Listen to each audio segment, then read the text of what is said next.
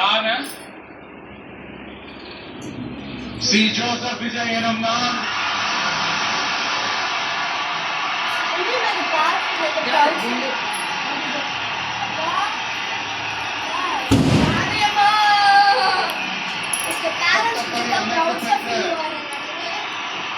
இந்திய அரசியல் அமைப்பின்பால் உண்மையான நம்பிக்கையும் மாறாப்பற்றும் கொண்டிருப்பேன் என்றும் இந்திய நாட்டின் ஒப்பில்லாத முழு முதல் ஆட்சியையும் ஒருமையையும் நிலை நிறுத்துவேன் என்றும் தமிழ்நாட்டு அரசின் முதலமைச்சராக உண்மையாகவும் முழச்சான்றின்படியும்